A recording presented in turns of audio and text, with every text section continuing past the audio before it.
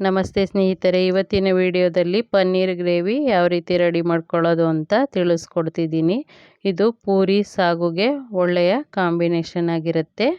ಬನ್ನಿ, ಮೊದಲಿಗೆ ನಾನಿಲ್ಲಿ ಒಂದು ಬಾಣಲೆನ ತಗೊಂಡಿದ್ದೀನಿ.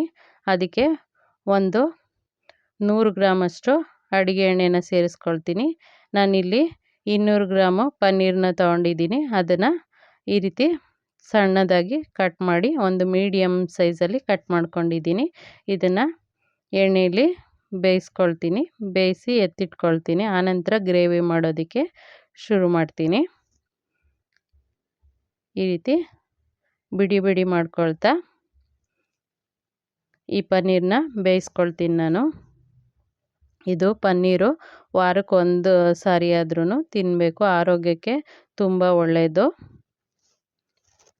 ಈ ರೀತಿ ಬೇಯಿಸ್ಕೊಳ್ತಾ ಇದು ಕಲರ್ ಚೇಂಜ್ ಆದಾಗ ಇದನ್ನು ಮಿಕ್ಸ್ ಮಾಡ್ಕೊಳ್ತಾ ಈ ರೀತಿ ಒಂದು ಕಡೆ ಈ ರೀತಿ ಬಣ್ಣ ಬಂದಿದೆಯಲ್ಲ, ಅದೇ ಥರ ಎಲ್ಲ ಕಡೆ ಎಲ್ಲ ಭಾಗದಲ್ಲೂ ಬೇಯಬೇಕು. ಅಷ್ಟು ಬೇಯಿಸ್ಕೊಂಡು ಈ ಪನ್ನೀರನ್ನ ಎತ್ತಿಟ್ಕೊಳ್ತೀನಿ. ಒಂದು ತಟ್ಟೆಗೆ ವರ್ಗಾಯಿಸ್ಕೊಳ್ತೀನಿ. ಇಷ್ಟು ಬೆಂದರೆ ಆಗುತ್ತೆ. ಇದನ್ನು ಎತ್ತಿಟ್ಕೊಳ್ತೀನಿ. ಆನಂತರ ಅದೇ ಎಣ್ಣೆಗೆ ನಾನು ಒಂದು 3 ಈರುಳ್ಳಿ ದಪ್ಪ ಸೈಜ್ದು ದಪ್ಪಕ್ಕೆ ಹೆಚ್ಕೊಂಡಿದ್ದೀನಿ. ಒಂದು 4-5 ಭಾಗ ಮಾಡ್ಕೊಂಡಿದ್ದೀನಿ ಅಷ್ಟೇ. ಇದು ರುಬ್ಬೋದಕ್ಕೆ. ಹಾಗೆಯೇ ಗೋಡಂಬಿ ಮತ್ತು ಗಸಗಸೆನ ನೆನೆ ಹಾಕಿ ಇಟ್ಕೊಂಡಿದ್ದೀನಿ. ಒಂದು ಅರ್ಧ ಗಂಟೆ ಮುಂಚೆನೇ ನೆನೆ ಹಾಕಿದ್ದೀನಿ. ಇಲ್ಲಿ ಏಲಕ್ಕಿ, ಲವಂಗ, ಚಕ್ಕೆ, ಶುಂಠಿ, ಬೆಳ್ಳುಳ್ಳಿ ಇಷ್ಟನ್ನು ರುಬ್ಬೋದಕ್ಕೆ ಬಳಸ್ಕೊಳ್ತೀನಿ.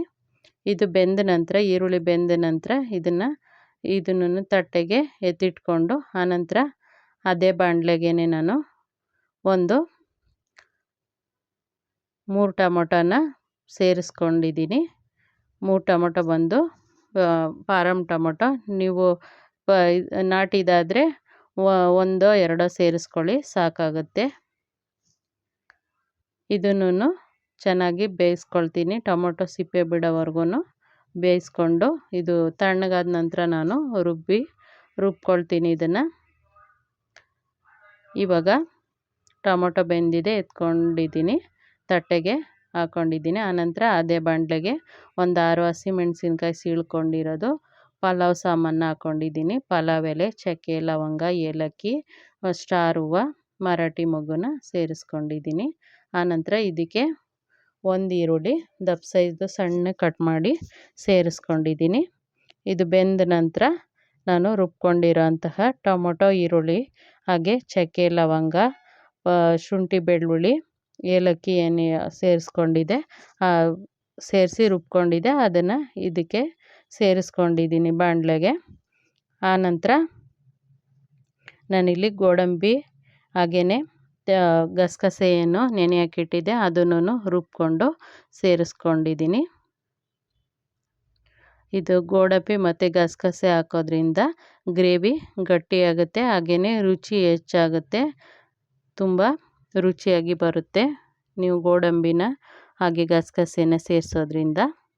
ಇವಾಗ ನಮಗೆ ಎಷ್ಟು ಗಟ್ಟಿಗೆ ಬೇಕೋ ಅಥವಾ ನೀರಂಗೆ ಬೇಕೋ ಅಷ್ಟು ನೀರನ್ನ ಸೇರಿಸ್ಕೊಳ್ತೀನಿ. ನಾನು ಜಾರನ್ನ ತೊಳೆದು ಸೇರಿಸ್ಕೊಂಡಿದ್ದೀನಿ. ಇದು ಮಧ್ಯಮವಾಗಿರಬೇಕು. ತುಂಬ ನೀರಾದರೆ ಚೆನ್ನಾಗಿರೋದಿಲ್ಲ. ಗ್ರೇವಿ ಸ್ವಲ್ಪ ಮಧ್ಯಮವಾಗಿರಬೇಕು. ಇದು ಚೆನ್ನಾಗಿ ಕುದಿಯುವಾಗ ನಾನು ಇದಕ್ಕೆ ಕಸೂರಿ ಮೇಥಿನ ಸೇರಿಸ್ಕೊಂಡಿದ್ದೀನಿ. ಹಾಗೆ ರುಚಿಗೆ ತಕ್ಕಷ್ಟು ಅರಳುಪ್ಪನ್ನ ಸೇರಿಸ್ಕೊಂಡಿದ್ದೀನಿ. ಇದು ಒಂದು 10 ನಿಮಿಷ ಕುದ್ದ ನಂತರ ನಾನು ಇದಕ್ಕೆ ಸ್ವಲ್ಪ ರುಚಿಗೆ ತಕ್ಕಷ್ಟು ಅಚ್ಕಾರದ ಪುಡಿ, ಹಾಗೆ ಜೀರಿಗೆ ಪುಡಿ, ಹಾಗೆ ಸ್ವಲ್ಪ ಗರಂ ಮಸಾಲ ಪುಡಿನ ಸೇರಿಸ್ಕೊಂಡಿದ್ದೀನಿ. ಸೇರಿಸ್ಕೊಂಡು ಕೊನೆಯಲ್ಲಿ ಕೊತ್ತಂಬರಿ ಸೊಪ್ಪನ್ನ ಹಾಕ್ಕೊಂಡಿದ್ದೀನಿ. ಆನಂತರ ನಾನಿಲ್ಲಿ ಕರೆದಿಟ್ಕೊಂಡಂತಹ ಪನ್ನೀರನ್ನ ಸೇರಿಸ್ಕೊಂಡು ಒಂದು 10 ನಿಮಿಷ ಬೇಯಿಸ್ಕೊಂಡ್ರೆ ಪನ್ನೀರ್ ಕರಿ ರೆಡಿಯಾಗುತ್ತೆ ಅಥವಾ ಪನ್ನೀರ್ ಗ್ರೇವಿ ರೆಡಿಯಾಗುತ್ತೆ. ಧನ್ಯವಾದಗಳು ಸ್ನೇಹಿತರೆ.